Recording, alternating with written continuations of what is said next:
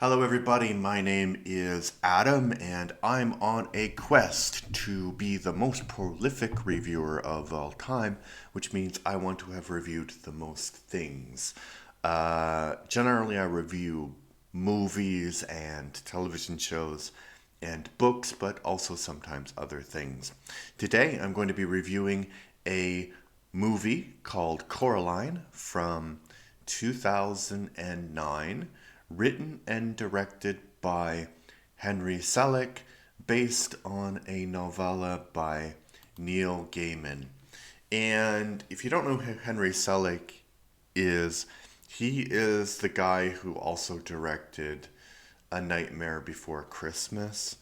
And you might be forgiven for thinking the similarities between Coraline and A Nightmare Before Christmas are because of Burton, but it's probably really because of Selick's stop motion animated style. Like, he is the one who created that whole look, which is kind of unfair because it's called Tim Burton's A Nightmare Before Christmas, and he was just introducing it.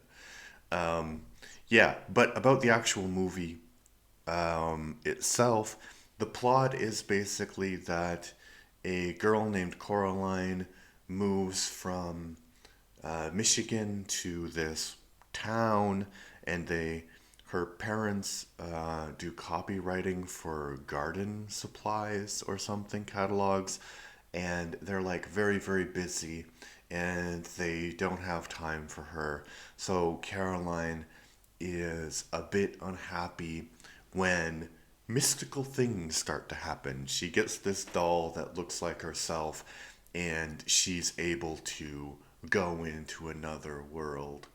And I'm not going to spoil the plot more because I think that it is worthwhile to see. I did really enjoy the movie for its animated style and the clever story and the kind of horror aspects of it, because I watched this with my son because we were looking for something that was Halloween, because Halloween was the day before yesterday. So we wanted to watch something that was scary, but not that scary, right? And he's like, no, Coraline is scary. When I watched it, I was really scared. And I could understand if you're a child, a younger child, if you saw this movie, you would be scared. And that's an interesting discussion, because I think that there should be movies that kids are scared of.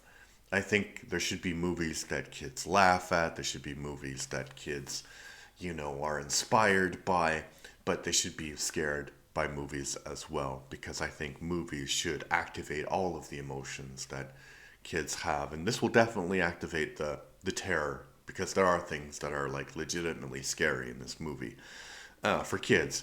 If you're an adult, you can be like, yeah, that's creepy, but you won't be terrified of the movie. I would say the one thing that I don't like is that about this film is the main character of Coraline. There, I'm going to call it like the loose phenomenon. So you probably never watched The Owl House, but if you watch The Owl House, it's really good. But the problem with The Owl House is the main character loose, because other characters will tell her, don't do it, and then she does it, and then she's like, I shouldn't have done that. I shouldn't have listened. I should have listened to the warnings. And it happens again and again and again and again. And Coraline is a lot worse than loose, because there are clear signs that she shouldn't trust what's going on. And she's like, yeah, I'll be fine. I'll be fine. I'll be okay. I'll be all right. And she goes into like this really creepy looking purple tunnel, and because she's missing something in her life. So I can understand the motivation, but it would be better if she just said, no, that's too weird. I need some adult supervision.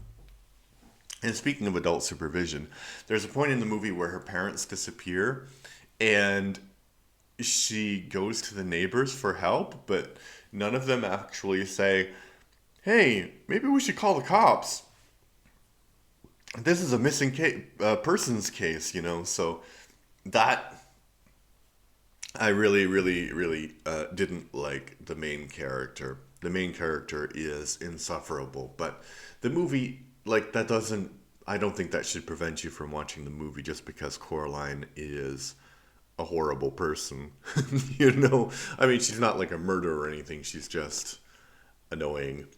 Yeah, the thing that I really liked about the film, apart from the animating style and the clever storytelling, is the fact that there is this cat creature. It's a cat, like it's 100% a cat, and it's a stray cat, and the cat for some reason can go between these two different worlds, and in the world of so basically, I didn't really mention this, but there's two worlds. There's like the real world, and then there's the other world, they call it. So the cat can go between the real world and the other world, and the cat can see what's really happening, and the cat can talk.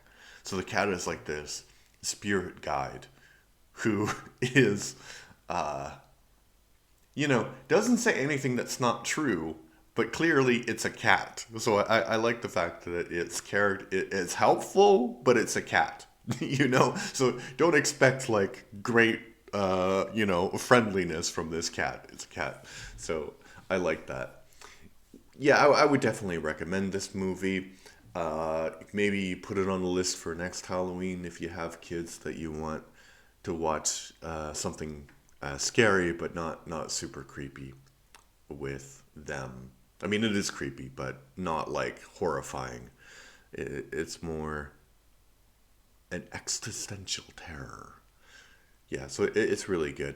If I was gonna rate it, I'd give it maybe 7 out of 10 because it's not the most brilliant film I've watched, but it's definitely enjoyable. So it's more good than bad, I would say. All right, I am on a mission to have 100 subscribers by Christmas. Currently, I have 94, so I think I can get 6 more subscribers. So if you liked the film, if you liked the review of the film, please subscribe. And if you want to support me in a different way, I have a Patreon, and the Patreon is kind of like a role playing game. You can be like a lord or a lady, a fake lord or a lady, depending on how much you contribute. And if there's any person who actually signs up to the Patreon, 50% of it I would like to go to charity. So if you want to support me, you can sign up, and then we can decide what to spend 50% of the money on. Yeah, because I think people need a lot of help nowadays.